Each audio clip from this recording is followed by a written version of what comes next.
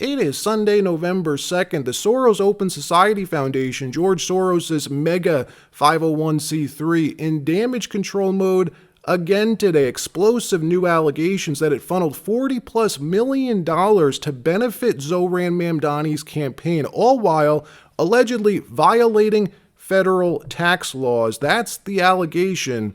Also, airports around the country begin closing airspace, canceling flights due to staffing shortages. This is bad, folks. If the airlines stop flying, if people stop buying airline tickets, stop moving around the country, the economy tanks, and quickly. President Trump is aware of this. He's now calling on Senate Republicans to take drastic action to reopen the government, even ending the filibuster. Hello, my friends from a way too cold Albany. I'm reporting to you live because it is crunch time. Our fundraising deadline is tomorrow night. And I've been doing daily goals, which I know has been a little bit confusing, so I'm going to cut to the chase. Here's our overall goal. We are $64,000 short of where we need to get to by the end of this deadline.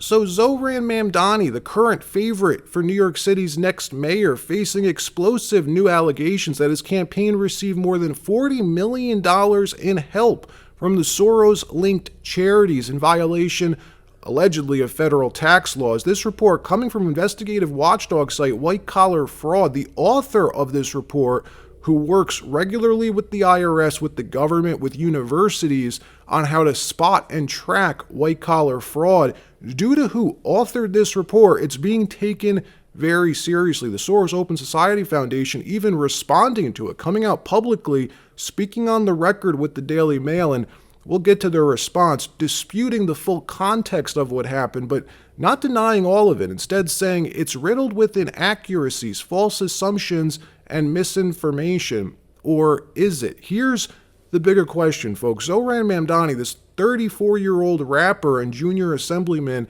has sold himself as this organic candidate, his team running ads that he rose from obscurity to become New York's front runner, the same way Barack Obama did, constantly painting him as the next Barack Obama, Obama 2.0, all thanks to organic grassroots small dollar donations, not from taking $40 million allegedly from one of the largest 501c3s in the country.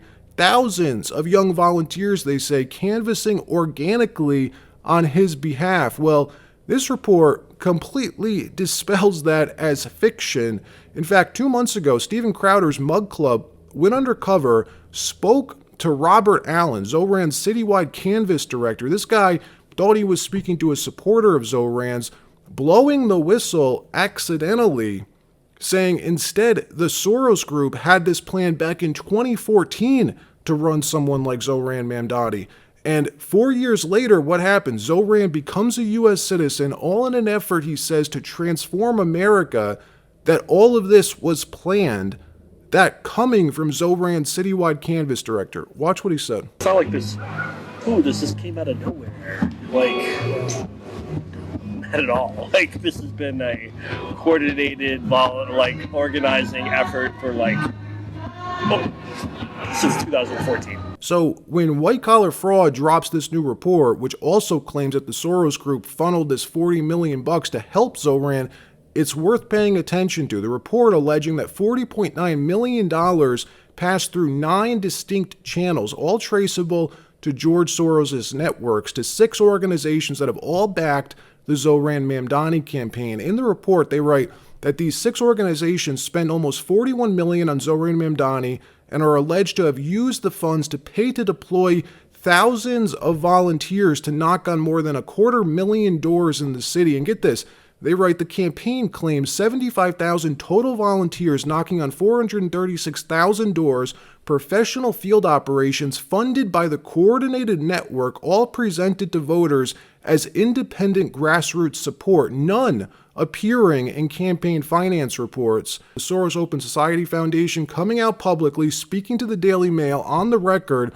disputing these accusations, saying the math isn't the only thing not adding up. The grants it cited, many of which were earmarked for specific projects and causes elsewhere around the country, and as we've disclosed, were made before the mayoral race even began, which ties back to what Zoran's citywide canvas director said, that all of this was in the making for years, that the Soros Foundation had this plan for years.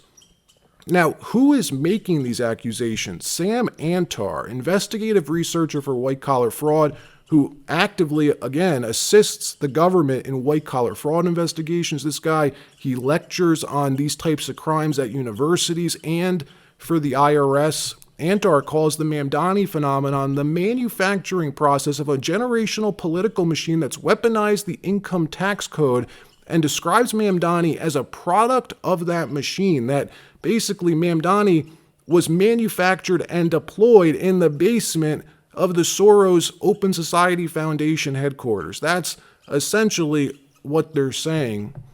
In another story, we're now on day 33 of the government shutdown, the second longest shutdown in U.S. history. The last time this happened, the turning point was air travel slowdowns, delays, air traffic controller shortages. Well, that's happening again. It started last week and now it's spreading, folks. JFK International issued multiple ground stops on Friday due to staffing shortages. LAX temporarily grounding flights last week. Orlando International, Ronald Reagan, Washington National Airport, and today, this morning, Newark International issuing ground stops as well due to staffing shortages, halting flights temporarily. Transportation Secretary Sean Duffy telling ABC this morning that this is nothing, that we will see complete airport closures if this shutdown continues for another week, maybe two. Watch what he said. And how close are we to this point where you might have to close airspace or airports as we watch air traffic controllers calling in sick? Well, so first off, if you look at other shutdowns, our air traffic controllers, God bless them, they've been coming to work. They're frustrated, but by and large, they've come. They're not getting paid. And so I can't predict, Martha, what's going to happen in the future. But as each day goes on, and again, it's not you miss a paycheck, but every day you have expenses, food and gas, and then bills come in, whether it's Netflix or, your YouTube TV. The expenses continue to roll and the pressure continues to grow. And the problem is these controllers, a lot of them are new controllers or they're trainee controllers. They don't make a lot of money. And so they may be the only person that is bringing money into the household. They have to make a decision. Do I go to work and not get a paycheck and not put food on the table? Or do I drive for Uber or DoorDash or wait tables? Those are the real thoughts and conversations these controllers are having. So as I look forward, I hope Democrats are going to come to their senses and open the government back up. But I would just tell you, as bad as it is, the numbers you just gave, we will look back, if the government doesn't open in the next week or two, we'll look back as these were the good days, not the bad days. It's only going to get worse. President Trump realizing the consequences of this type of air travel disruption, a quick and brutal slowdown to the U.S. economy. That's what will happen. And it's likely already started, that it's not even the airports closing so much. All it takes is this general uncertainty, Americans feeling unsafe flying, for it to wreak havoc on the economy. Last time this happened, both parties grew up. They came together, negotiated a deal, reopened the government. Government's primary job is protecting its citizenry. And right now, they're putting people at risk, real legitimate risk. President Trump having enough, calling on Senate Republicans to take drastic action to reopen the government, telling Majority Leader Thune to hold a vote on ending the filibuster in order to pass the clean CR that Democrats refused to vote on. White House spokeswoman Carolyn Leavitt explaining this morning why she says this needs to happen, speaking on behalf of President Trump. But President Trump says he wants them to scrap the filibuster. Has President Trump spoken to Senator John Thune about this? President Trump has spoken to Majority Leader Thune. He's also spoken to our great Speaker of the House, Mike Johnson. And he's spoken to the whole world by putting his position out on Truth Social in a very public and transparent way, as the president always does. And he is 100% right. Let's talk about what we are dealing with here. Radical left Democrats who have shut our government down and held the American people hostage for 32 days in a row. We have air traffic controller shortages all over this country. Half of our nation's major airports are suffering from severe delays as we head into the busiest travel months of the season. We have 500,000 federal workers who are going unpaid. SNAP benefits have expired only because of President Trump finding a legal maneuver. Are our troops continuing to be getting paid? If it were up to the Democrats, our military and our law enforcement would not be receiving their paychecks like the rest of the federal government workforce. And Democrats are not showing any sign of wanting to reopen the government. They want to give taxpayer-funded benefits to illegal aliens. These are crazed people that President Trump and Republicans are having to deal with. And that's why President Trump has said Republicans need to get tough, they need to get smart, and they need to use this option to get rid of the filibuster, to reopen the government and do right by the American public. We know, Maria, based on the polling and based on common sense, that the vast majority of this country wants the government reopened. That's what President Trump is willing to do. That's what he wants, and he's willing to use any lever to make it happen. Well, it's got to happen soon. The government must reopen, or we are going to have a serious hit to the economy. If people stop flying because they're afraid it's not safe, and you've got air traffic control calling in sick, you're going to see a serious hit. Now, there's one analyst at Cowen and Company who says this government will likely reopen by November 14th. And that there will be a one-year clean Affordable Care Act subsidy extension and a super committee potential as an off-ramp. Are you hearing of any off-ramp to get this government open this upcoming week? We certainly hope so. Look, we hope the government opens tomorrow. We have been saying this for 32 days in a row. The Democrats want to try to renegotiate the entire healthcare system that they created, by the way, and that's why they're holding the government hostage. They want to add $1.7 trillion of new spending and, again, give taxpayer-funded Medicaid to illegal aliens. That is a red line in the sand for President Trump and Republicans. He campaigned on ending that, and he did it with the passage of the One Big Beautiful Bill. And so Republicans and President Trump want to reopen the government, and then we can discuss tackling these very important issues before us. How can we fix our healthcare system? There is no one more committed to answering and solving that question than President Donald Trump. That's why you've seen him work tirelessly to negotiate good deals with Big Pharma to bring down the cost of prescription drugs in this country. That's why you saw him pass the largest tax cuts for working families and American consumers in history to put more money back into their pockets. He is committed to delivering on these issues, but not while we are holding the entire federal government and our country hostage. Caroline, real quick, is the president not concerned that if you scrap the filibuster, it will be used against the Republicans in the future, where the Democrats will pass legislation without any input from Republicans?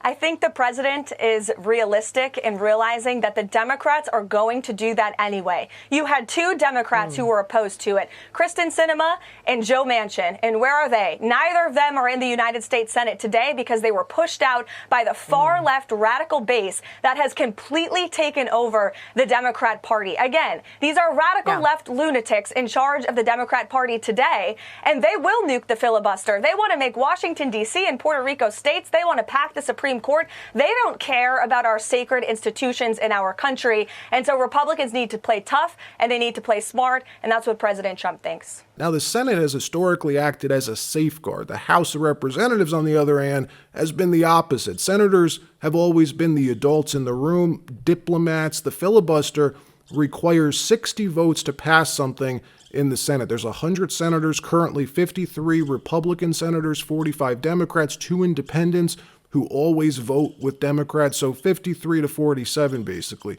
By ending the Senate filibuster, they'd be able to pass legislation, the Republicans, with only a simple majority, 51 votes.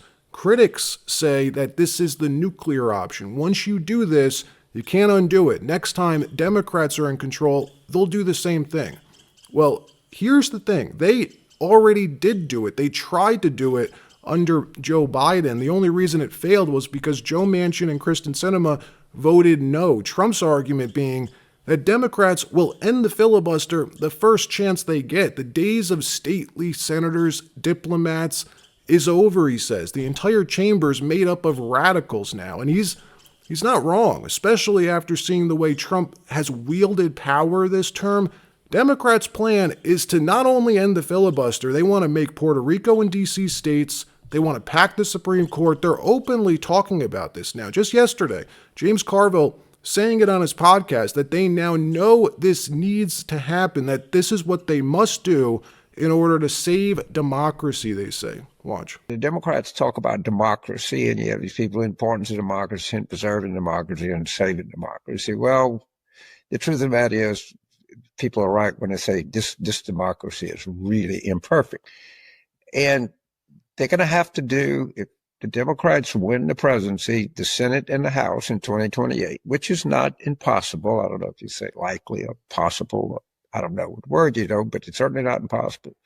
They are just going to have to unilaterally add Puerto Rico and the District of Columbia states. They're going to have to,